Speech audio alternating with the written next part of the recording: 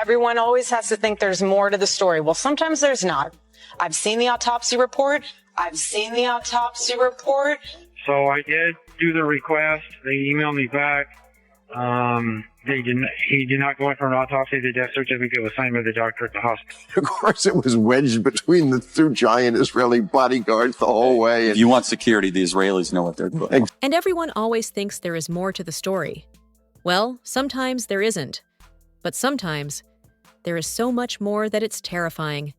New footage has just surfaced, and it is sending absolute shockwaves across the internet. We aren't talking about blurry clips or rumors anymore. We are talking about clear, high-definition video that shows Charlie Kirk's security team in action during those critical, chaotic seconds.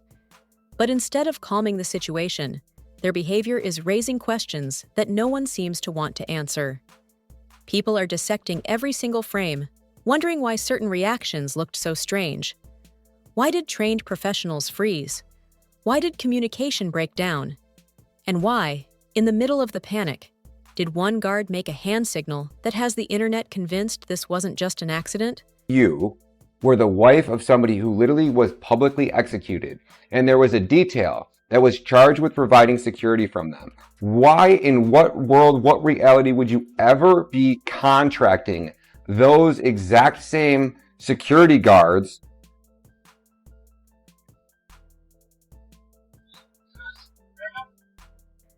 But here is the most unsettling part of all. Through all the noise, the confusion, and the theories, one person has stayed unusually quiet about what went wrong that day: Erika Kirk. Her husband was seriously hurt. Security was right there. And yet, she hasn't said a word about the failures. Instead of demanding answers from the people who failed to protect him, she is now reportedly working alongside them. Yes, you heard that right. The same men who were on duty that day are now allegedly back in her inner circle. Why? What is going on behind the scenes? And why does this new footage seem to contradict the official story entirely? Buckle up. We are about to break down the timeline they didn't want you to see. Stop. That's it. That's all I have to say. Stop. You retired after 30 years with the Irving, Texas Police Department, and you were a supervisor. 22 years of that was in SWAT. And prior to that, you had 6 years with the U.S. Army Military Police, active duty and reserves. I had never planned to retire early, but circumstances in my life led to an opportunity to come to Guatemala and be in the mission. Let's start with the basics, because this is where the official story begins to crack. The event at UVU on September 10th wasn't supposed to be chaotic. It was marketed as a high-security, controlled appearance. Every step, every movement, every exit route was supposedly managed by top-tier professionals. Yet somehow, within minutes, everything spiraled into absolute confusion. Witnesses describe a scene that felt wrong from the start. The guards looked disorganized. Communication appeared to break down. The area lies in the Provo, Utah airspace. I can't fly it. It's a 107D. We can't break the rule. Instantly, the crowd had no idea what was happening. And for a team filled with former law enforcement and military veterans, the lack of coordination didn't make sense. But the new footage reveals something even stranger. Moments before the chaos erupted, the security formation shifted. It wasn't a frantic scramble. It looked almost deliberate, like a quiet order had been given. People who were there claimed that several guards stepped away from their assigned zones at the worst possible time. One woman who attended said she saw 2 men move from their post just seconds before the incident. It is hard not to wonder, was that part of a routine adjustment, or was it something else? And then there is the hand signal. In the footage, a guard identified as Dan Flood, wearing sunglasses and standing right beside Charlie, can be seen making a quick, subtle gesture with his hand. It happens fast. If you blink, you miss it. But once you see it, you can't unsee it. Whether it meant anything or not, viewers can't stop replaying that moment, slowing it down, analyzing it frame by frame, trying to figure out if it was a reflex or a command. After that moment in the footage, the internet went wild. People began zooming in, enhancing the audio, looking for any clue. Was it just a coincidence, a nervous tic, or something more calculated? No one can say for sure, but the silence from the people involved only deepens the mystery. When you think about it, the whole setup surrounding that day seemed strange. Private security teams are trained to prioritize immediate evacuation and perimeter control in an emergency. Yet, in the video, the guards appear frozen, confused. Some are even looking at each other instead of reacting to the threat. That hesitation has become one of the most replayed moments in the entire investigation. There is also the issue of the communication devices. Multiple guards had earpieces, but when the footage is slowed down, no one appears to be speaking into them during the key moments of panic. Either communication was lost, or there was some kind of interference. Both would be major failures for a private team hired specifically for safety. And if equipment malfunctioned, why hasn't anyone publicly confirmed it? That silence speaks volumes. Adding to the confusion is the matter of the drones. Brian Harpo, the founder of Integrity Security Solutions, the firm handling security that day, supposedly claimed that drones were banned at UVU. But that doesn't line up with what TPUSA's own Frank Tork said. According to Frank, Charlie actually viewed drone footage while on his way to the campus. So, what is the truth here? Were drones really off limits, or was Charlie watching surveillance footage from one just hours before the shooting? If aerial shots of the venue existed, who authorized those flights? The idea that surveillance technology was active, yet no one caught a threat, feels impossible to some analysts. The contradictions are piling up fast, and no one seems willing to give a straight answer.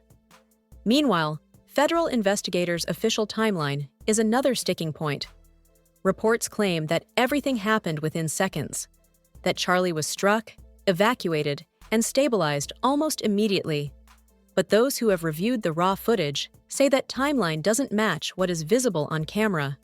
There are gaps, small, confusing stretches of time where nobody seems to know what is going on. In those missing moments, several guards appear to move out of frame, and by the time they reappear, the scene has already changed completely. This brings us to the men themselves. Who exactly was protecting Charlie Kirk that day? Online sleuths have been piecing it together, and the names keeping surfacing are Rick Cutler, Brian Harpo, Dan Flood, and Justin Davis. These aren't amateurs. Rick Cutler is a retired Texas officer with over 2 decades in SWAT. His record looks spotless on paper. But when you start following the threads, things get complicated. He moved to Guatemala, trained local emergency responders, and has connections to religious outreach groups. Nothing suspicious on its own, but it paints an intriguing picture once you line up the timeline. What really caught people's attention was a viral clip of Rick crouching over Charlie right after the incident. Some viewers claim he appears to be smiling in that moment. Naturally, the internet exploded with questions. Why that reaction? What did it mean? Then there is Brian Harpo. According to Candace Owens, Brian reportedly attended a high-level military meeting just 2 days before everything went down. She didn't accuse anyone of wrongdoing, but the timing raised massive questions. Why were private security contractors at a defense-related event so close to the incident? What kind of meeting was it? Those details have never been released to the public, and the lack of transparency fuels even more speculation. And the most startling detail? A witness supposedly claimed that Brian Harpo grabbed something from the ground near Charlie and quickly passed it to 2 other men, one in a light blue plaid shirt, the other in black. What exactly did he hand them? And why? No one seems willing to explain. This is where the story shifts from security failure to something much murkier. Because these aren't just random guards hired for a day. These are men with long histories, overlapping connections, and a web of corporate ties that seem to shift right when people start looking too closely. Here is where things start to feel truly unsettling. The private security team that was supposed to keep Charlie safe has never been publicly questioned, not even as key witnesses. The media simply echoes official statements.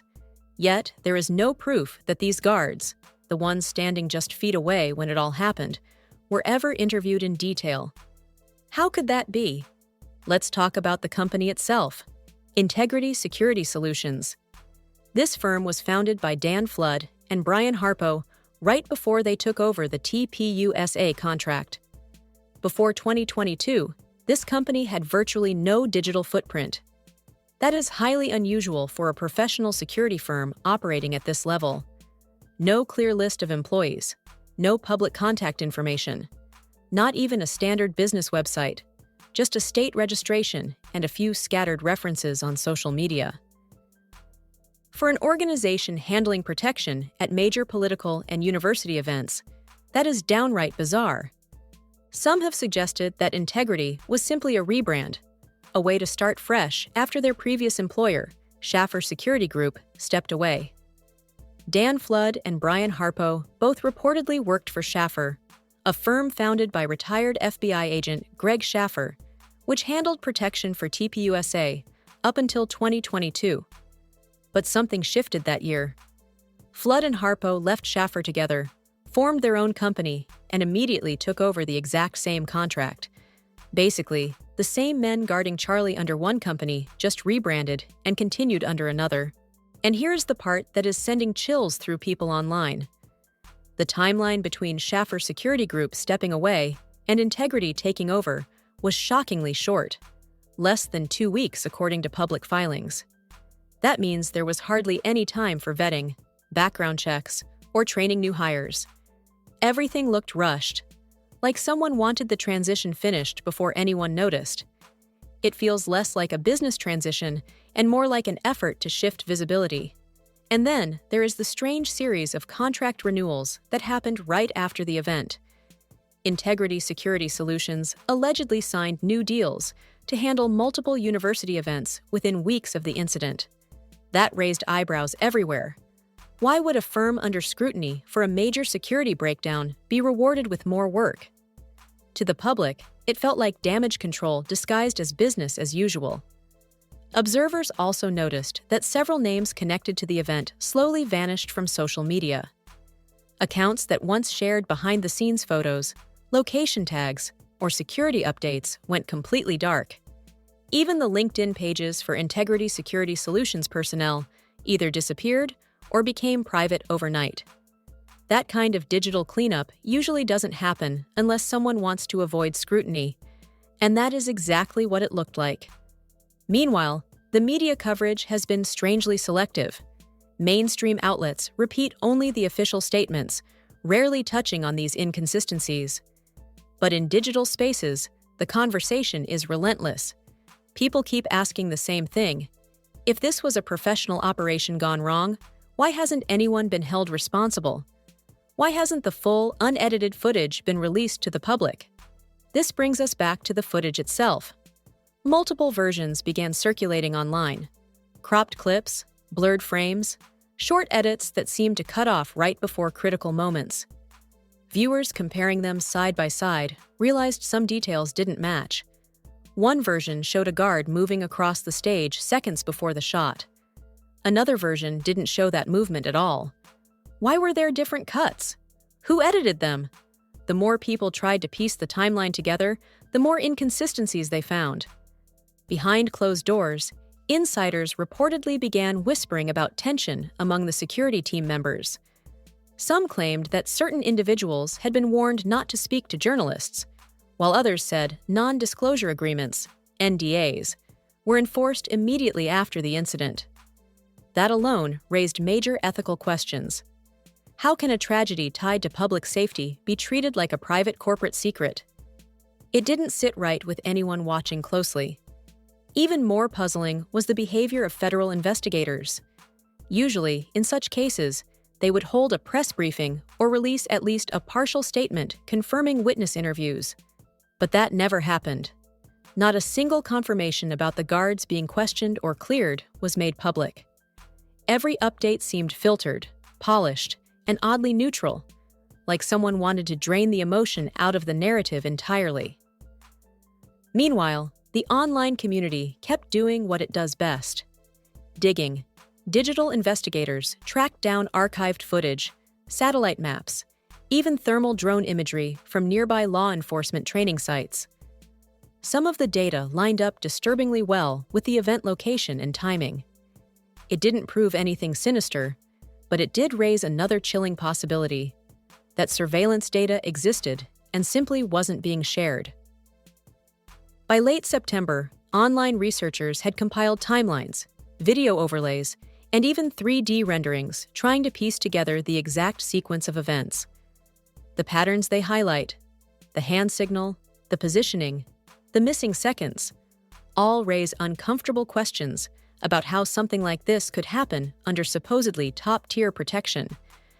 But there is one question that looms larger than all the rest.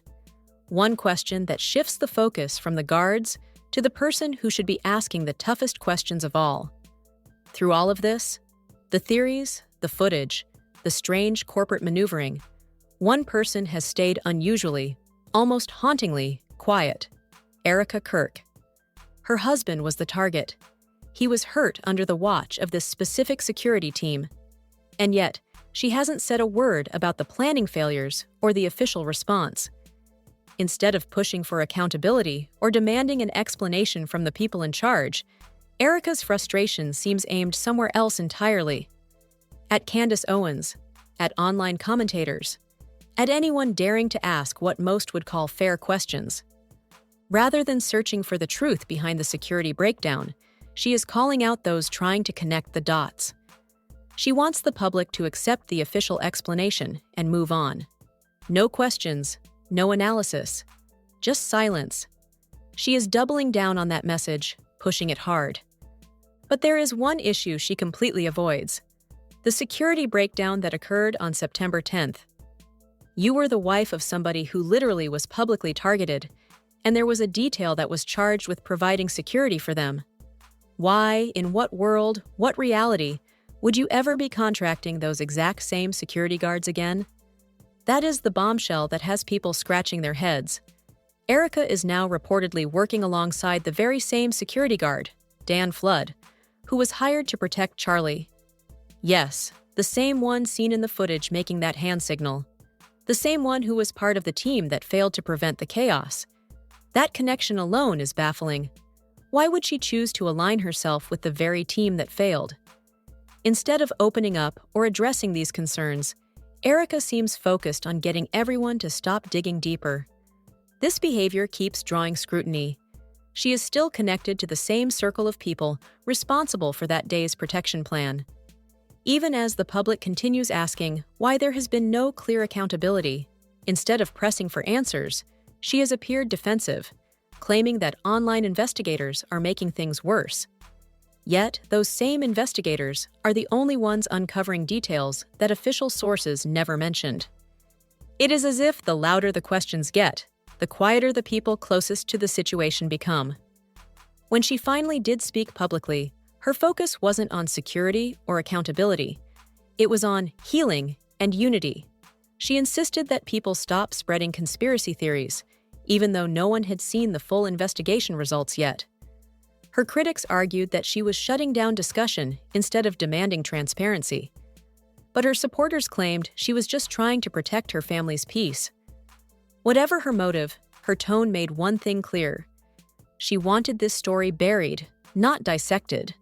Reporters who tried to follow up with local authorities hit a wall. Every inquiry was met with the same line: the investigation is ongoing. But months later, that line hasn't changed.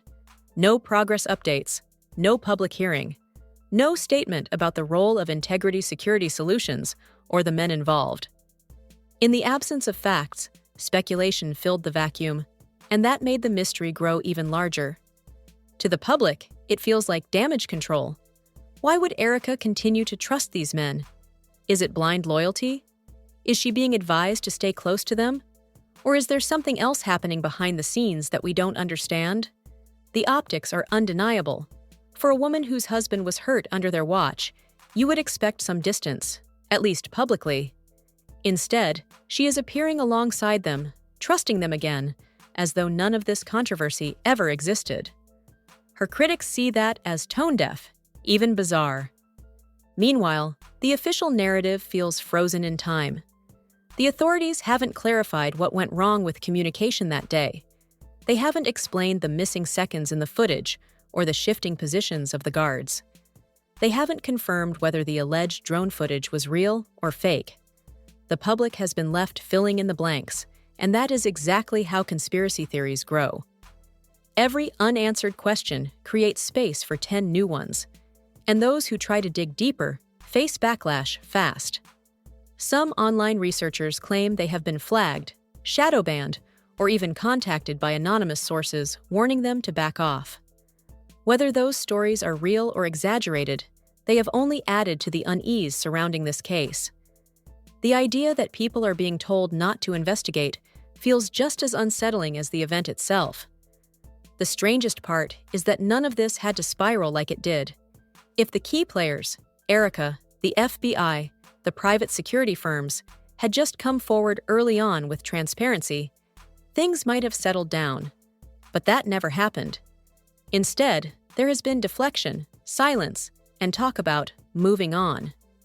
And as history shows, when the public senses a cover-up, they never move on quietly. So here we are, a team of guards with overlapping connections, 2 companies with blurred boundaries, and a widow who seems determined to silence the very discussion that might clear her name. It is a story with more questions than answers, and that is exactly why people can't stop talking about it. Every time someone says, "let it go," another clue surfaces. Another clip gets analyzed. Another inconsistency appears. It isn't about blaming anyone. It is about clarity. If this was truly just a tragic chain of events, then why not lay it all out openly? Why keep the most basic facts hidden? That is what keeps everyone suspicious. It isn't the theories, it is the silence. Will Erika succeed in shutting down the conversation? Or will the pressure finally force the truth out?